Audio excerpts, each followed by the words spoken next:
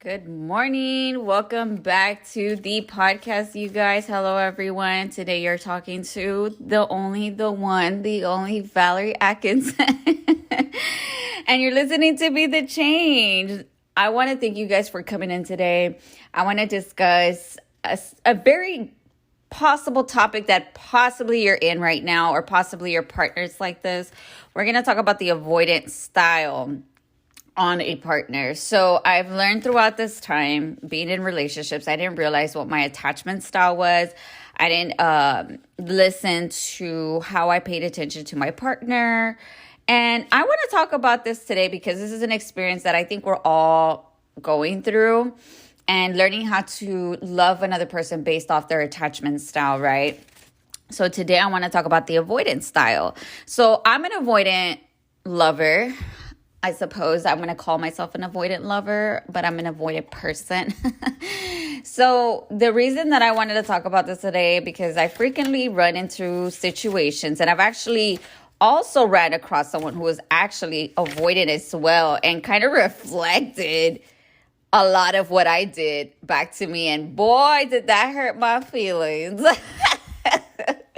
So let's get into it, y'all. I hope everybody's good. Again, I want to say thank you for coming in today. So I want to talk about the avoidance style. So you're probably wondering, Val, I kind of know what this is. I know what that avoidant attitude and yada, yada, yada. So today I wanted to let you know that the thing is, we all have an attachment style based off how we grew up. So based off how we grew up, that comes up broad from childhood, upbringing, how our parents treated us, vice versa. Or you were in a relationship, where you grew on someone, or you detached from someone, or you possibly got into a relationship and you just didn't know what you were doing to begin with. Okay. So for me, I realized my last relationship where I was very, very, very avoidant. A little too much, let's just first say. I know my partner probably didn't like that. Well, he did not like that, actually. He did not like any of it to begin with. He always brought up my stuff. He called me out on my BS, which I appreciated it. But of course, it triggered me a lot because what would I do? I would run. I would avoid conflict. I would avoid confrontation. It was one of those things where you get so comfortable with where you're at that you don't realize that your actions will also hurt others, or the actions that you do on others will also make you look like you're not perfect, but you're imperfect at the same time. I hope that makes sense. I hope I'm making sense. Jesus Christ, wow. So I realized where I was coming in with this behavior, and I think that this behavior stems off of me. I'm gonna tell you right here. The first things that I noticed was I don't like confrontation.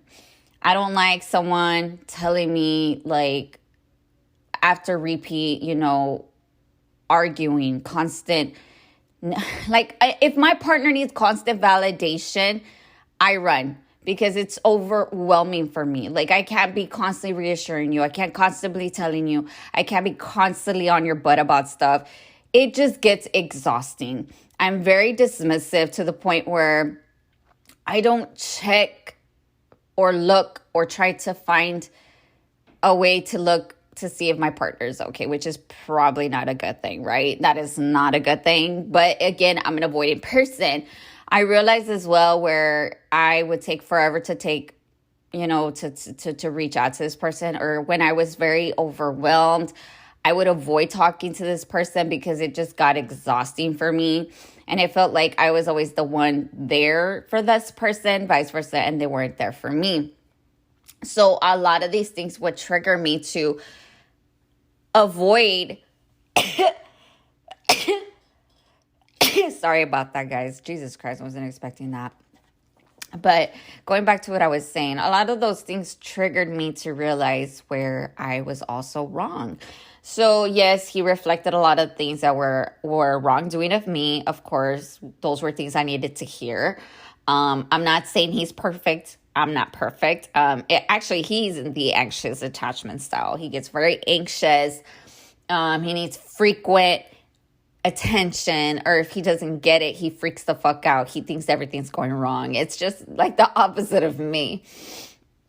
So with this avoidant style, you tend to attract people all kinds of ways. There's the secure attachment, there's the avoidant, and there is the anxious. So yes, I came across someone exactly like me who was also avoidant, which was insane to me. That almost triggered me to be anxious.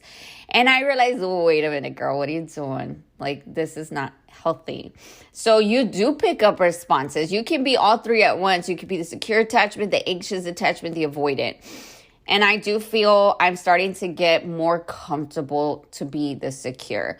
So, and you're probably wondering like, Val, well, how do you know like when you're there or you're not there? When you're not worried about anything, you're basically in the flow of the universe. You're basically okay with him reaching out at 5 o'clock versus 5:30, right? You know, you're not constantly looking for validation. You're not constantly worried about are they not going to reach out. Versus the anxious person's going to be looking at their phone. They're kind of thinking about it too much. They're in their head. They're overthinking, and that's like full blown. Yeah, it's like I'm worried. The avoidant doesn't realize that that they're hurting the person by being extremely aloof, extremely in their own world, and just not worried about a damn thing in this universe. Yeah, that's the avoidant lover. So I'm at the top. So yeah, I did recognize where I was aloof. I wasn't self-aware. I wasn't aware of my actions towards others. And I'm working on that. I'm not saying that I'm always going to be the avoidant lover, but I do want to get to the point where I do recognize where I do need to be more available. Mind you, I was actually doing this with my friends as well, not just my ex-boyfriend. So a lot of my friends came, like now we're all open about communication. I think because I'm healing, I'm also healing with my friends.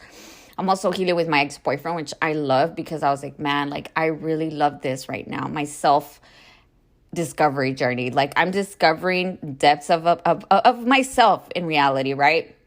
That I didn't know that were actually there and that were actually just an illusion. So most of these things that I created, I avoided certain things because I just didn't want to get hurt, or two, I didn't want to go through a hardship of emotional response. So my tendency to just run is just the best thing to do because I believe that it's going to be okay if I do that, which is not healthy. So I'm going to bring up a perfect example that happened to me not too long ago with one of my best friends. We were at the pool this summer heat. You know, I went over there. We was having a couple of beers and we were just hanging out. And, you know, her husband and I were in the car and her kids and me.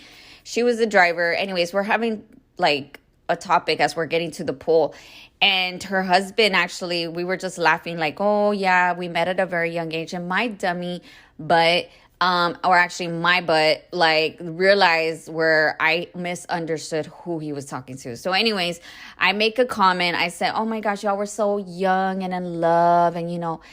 Anyway, so the girls are back there. They're also laughing. They are also speaking up on this topic. So he goes back and he says to the daughter, but I thought it was to me because he was looking at me. He says, STF, right? Shut the F up. And I'm like, wait, what? Like at first I was like, wait a minute, hold up. I got triggered because that to me was like, oh my God, he's attacking me, or that's how I felt at that point.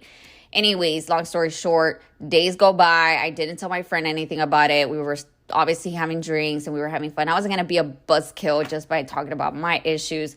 At that point, I didn't feel entitled to, which is probably one response of me as well, again, being avoidant, right? Because I just don't want to deal with confrontation at that point. Anyways, a couple of days go by and she's like, hey, we're having a party. I want you to come. You know, I would love for you to be there. And I said, yeah, sure, you know. Anyways, I'm telling her at this point, I'm like, girl, I have to get something off my chest. She's like, what's wrong? I was like, well, this is what happened. I explained the process of what happened with us being in the car and everything. She's like, oh my God, Val. She's like, why didn't you tell me this sooner? I was like, I don't know. I was like, I just didn't want to like talk about it there. You know, you were talking to other people and I just didn't want to. And so she tells me like, no, he wasn't talking to you. He was talking to the girls. And I was like, oh my God, I'm so stupid. I felt like it was towards me, intentionally towards me, and I took it personal. I was like, but you know what? I realized where I was avoiding confrontation. And I was like, and I didn't set my standard by approaching him and saying, were you talking to me? Like, I could have made a comment, or I could have at least approached it a different way. And I shouldn't have to feel this way. But obviously, there's more to it that I have to work on for me to validate myself and my feelings. I was like, it shouldn't be an external factor to bother me to not do. So I was like, okay, so I went internally in and I just kept it that way and I didn't go external. I don't know if that's making any sense, but damn, I'm getting deep with it. And so anyways, after that, she's like, no, girl, like, I'm so sorry. Now I feel bad. I was like, no. I was like, don't feel bad. I feel bad because I assumed something that wasn't really towards me. I should have just said something at that point. I was like, but it's a lesson learned. I was like, you're my best friend. I love you. And I just want us to be on the same page, right? And moving forward, now I know versus me running or avoiding a confrontation, which I can say confrontation could be a good, elaborate communication towards another individual. It doesn't have to be fight. It doesn't have to be a response to trigger someone to get upset. It should just be an emotional conversation, two adults talking about what they got to talk about, right? But I think when I grew up, I always saw my parents argue, so I avoid that. So that fear of me getting into that, it freaks me out. So that's why I am the way that I am. I'm an avoidant lover. So anyways, guys, so that's one thing that I learned, and I realized, like, okay, we need to work on Val. And yes, and I'm still working on her. She's still in a recovery. She's loving herself right now, and she's definitely taking care of herself and nurturing her little soul and taking care of her and making sure she's okay. And me being an avoidant lover, I've learned, things about myself that I didn't know. So a lot of these things have come to reality where I'm okay at this point, but I can see where the avoidance hasn't gotten me where I need to be. So take this like a grain of salt, but ask yourself this question. Are you exactly where you need to be right now? Give yourself like 2 seconds to say yes or no. Depending on what you said right now, I want you to feel how you would feel now if you were to do something different, get uncomfortable, and just try. Like when you're riding a bicycle as your first time as a child, right? No training wheels. You're kind of like with your little head hat or, your little safety hat. And you're wondering if it's going to be okay or you're going to fall and hit yourself. Well, you're going to dust yourself a try on again and again until you get it, right? So this is exactly where we go deep, right? We're not going to get it right the first time or the second time, maybe not the third time. But you know what? You get up and you try again. So this is the lovely part of being different. This is the part of you discovering depths of yourself that you have yet to see. But yet you have the opportunity to see outside of yourself and inside of yourself and create something different for yourself. I started changing the way that I think now. I started implanting new seeds in my heart by saying things that are positively affirmative for my soul, for me to see that I am that, and not to allow my shadow make me go back there. It's going to take you back there no matter how long, how many times. Your shadow will be the shadow that you just don't want to admit to yourself, right?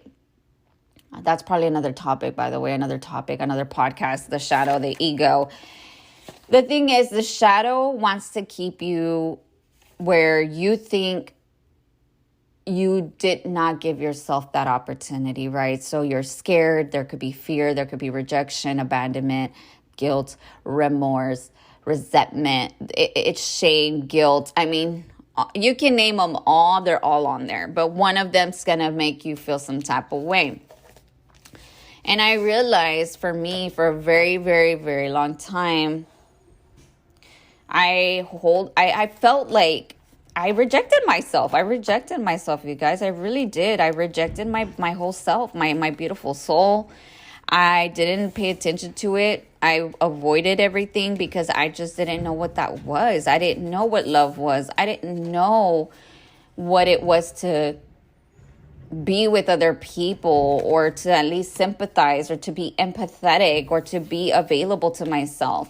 And now I'm discovering those beautiful things. I'm not saying that I'm always going to be an avoidant lover. I hope that I'm not, because that's something that I'm working on myself. But if I do come across a point where I am talking to someone and I do realize that I'm not paying attention, or I'm acting distant, or I'm acting aloof, I can just admit to that person and say, hey, I'm sorry if I haven't given you the time of day today, but I'm here now and I'm here to listen. So, being aware. So, that's where you grow. This is where you step up to the achievement of being the best version of yourself. Is being self-aware, right? We can't be ignorant. If you're ignorant, you're never going to get to the point in your life that you would like to be. I'm not perfect, and I'm far from perfect, but I'm getting to the point where I want to change my life, and I want to be someone better for myself so I can be better for others. So this is all that I have for you today, guys. I really just didn't want to talk too long about this because it's very short and sweet. You just got to keep it simple. Keep it short and simple. It's a beautiful thing. You just have to learn to capitalize on your skills. And I hope this could have helped you in some shape or form, or maybe you reflected on things that you possibly did, or maybe you didn't do, or maybe your partner did this to you. Now it makes sense. But it's going to bring clarity to you or your partner, and maybe I could talk about another podcast on how to validate the avoidant person, right? How to validate that avoidant person, because there is validation for them too. In that instance, right, if two have two different love languages or attachment styles. But I want to say thank you guys for coming in with me today. I want to thank you guys again for coming back, listening to my podcast. Again, if you want to subscribe, follow, make sure that you subscribe so that way you get notified when the podcasts go up. And there is a series as well. Right now we're doing the first series, just so you know. And I'm trying to be proactive here. But anyways, guys, again, thank you so much from the bottom of my heart for listening to me here with Be the Change with Valerie Atkinson. You can find the full show notes here on today's episode. Also, you're more than welcome to join me on YouTube, Instagram, TikTok. I am still working on that right now. But again, you can follow me as soon as things go where they need to be going. Things will be posted. I love you guys. Have an amazing day. Much love.